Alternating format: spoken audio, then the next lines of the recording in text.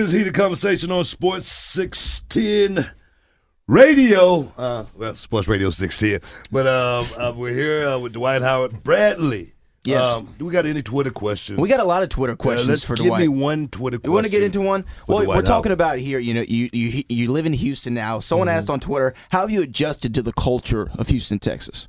Well, as a basketball player, we travel and see every city. And me being in the NBA for 11 years, for me, I just want to have a nice bed to sleep in and be able to entertain the fans. Yeah. And get some good food. Yeah. I see you got 15 pounds of crawfish with you right now. Yes. Delivered to the studio. I am simple, so coming here was great for me. They have some great movie theaters, and that's where I spend a lot of my time when I'm not playing or practicing is at the movies, so I'm enjoying Houston. Yeah.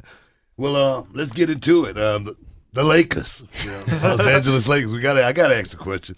You were there from 2012 to 2013, just one season with the Los Angeles Lakers. And I would think as a kid, Magic Johnson, the history, Kareem Abdul-Jabbar, going there to L.A. and wanting to, be a part of that legacy would be one that a basketball player would want to, kind of like, snatch on and grab hold to. Why was it only 1 year?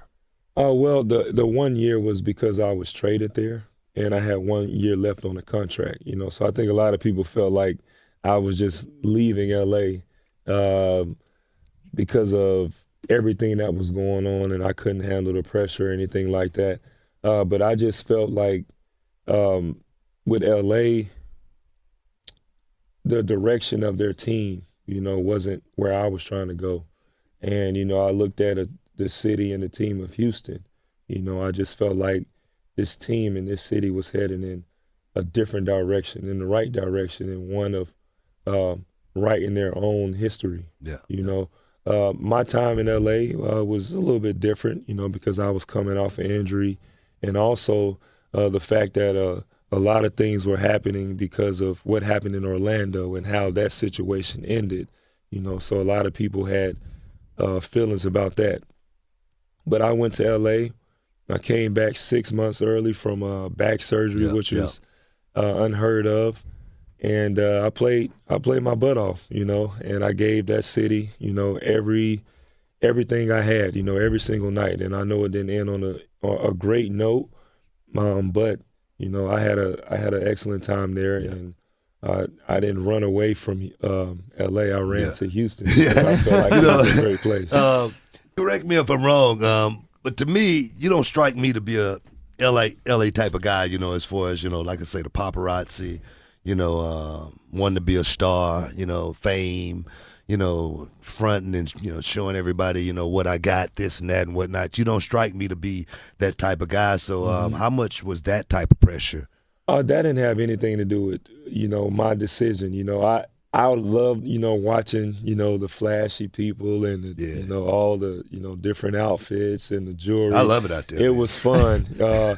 But for me, I been in the league for so long, after you have, made the money and, I got all the awards. I'm like, man, I just want to win, and people say, well, why now? And I'm like, well, I've been wanting to win my whole career, but it's like I've had all that stuff, won the different awards, all-star games. You've done it all. I mean, all your that stats stuff is about a mile long. I was looking at that. It's there, so, and I'm like, the only thing that's missing from my resume is a championship. Yeah. And I know people say, well, the Lakers have 17. And I'm like, they have, but I don't have, so I got to put myself in a position to where, I'm leading the team in the right direction to win. And coming here and playing with James, a young superstar who was really coming to his own, and then having guys like Jason Terry, who's won, Trevor Ariza, who's won, then young guys like Demo and TJ who are up and coming. This is a great situation. Yeah. Here in the city now, Houston, H-Town. The injury, tell me about your health. How your rehab coming? My rehab is coming along great. Actually today was the first day I actually got on the court and did some basketball stuff. And I felt pretty good, running and jumping and doing the stuff that I normally do. I feel great out there. Superman's back. Yeah, Superman will be back. And, I've had a couple of injuries. I had the back thing, the sciatic nerve problem going down the leg. I had that. I had the knee injury as well, and my psyche coming back. I was wondering if I was going to be able to, jump as high. I was wondering if I was going to be able to, have the same torque on the spinneroonie. You know what I mean? But what about your psyche, man? How's your psyche coming back? Actually, I'm in a great place, and I think the time away from the game, it really, helped me on a mental and a spiritual level, not just the physical part of working out and rehabbing every day, but also just spending some time, to myself. The team, hired, a counselor, and also I hired my own personal counselor just to, vent and, try to get myself in a better place, than I was before. So I feel pretty good. I worked out today and I wasn't afraid to jump off my legs or do anything. And I think that's the biggest part, when you can overcome that fear of, hurt or fear of rejection or whatever it may be. And you'll be a lot better. Yeah.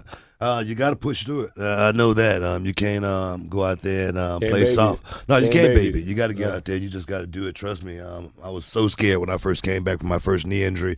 But, went out there and, we fly high. No doubt. Yeah. You're balling. Yeah, I was balling. He was balling. He was balling. Yeah, definitely. But talk to me about, let's shift gears. Talk to me about, your foundation and, what you're doing, to help kids, your Breathe Again concept. Talk to me about that. Let's get into something different. Okay, well, my D12 Foundation is something that I started on Valentine's Day in Orlando. Actually, was it because a girl? No. It's about love. I'm really big on on love and helping out and giving back. And I did a lot of things in Orlando, from this backpack giveaway that I would do every Friday. It was called Blessings in the Backpack, and I would go to the inner city elementary schools and I would give kids, food to take home for the weekend, because we did studies and those kids weren't getting fed from Friday up until Monday when they got back to school. And I felt really bad for those kids, and I wanted to do something about it. And I felt like my purpose, in life is just bigger than me playing basketball. So I would do a lot of things in the community. And one thing that I started here, which I really want to take worldwide, is blockout violence. And blackout violence for me is just we got to stop the bullying in schools. We got to stop, just things that are happening in our society which aren't good.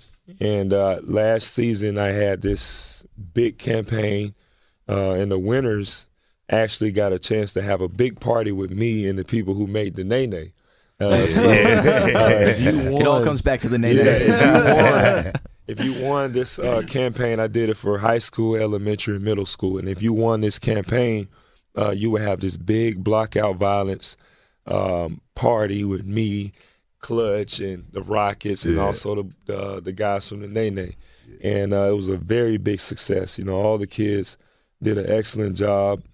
I invited the kids to some games. I also invited them to my documentary that came out, which is on Netflix now. It's the Dwight Howard documentary. It's called In the Moment.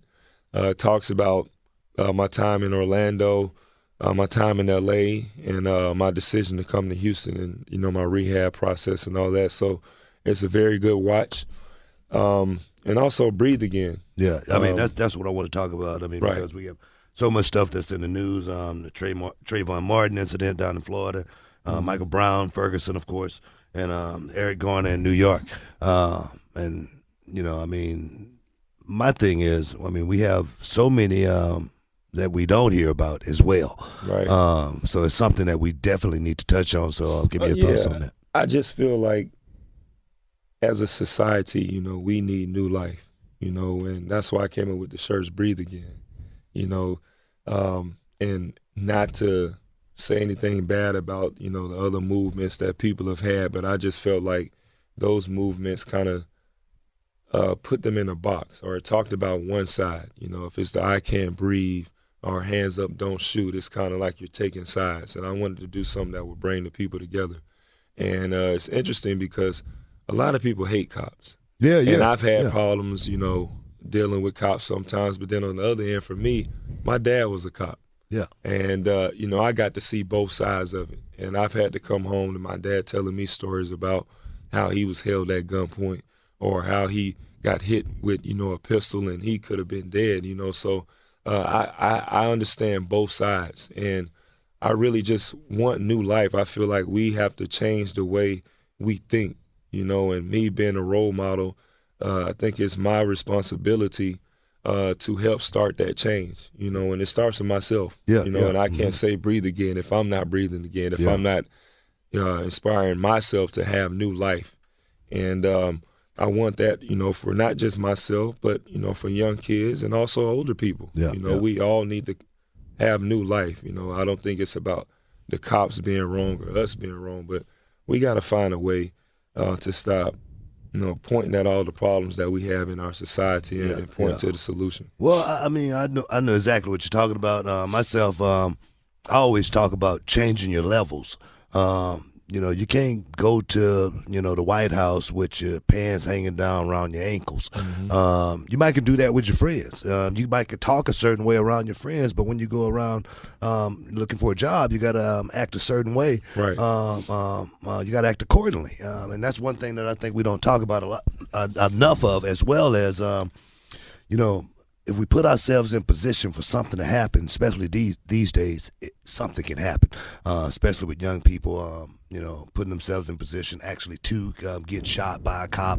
And I think that's something that we really need to expand on and talk about. And we're going to talk about it coming up here, up next with Dwight Howard here on Sports Radio 610. Stick around. We'll be back in a minute.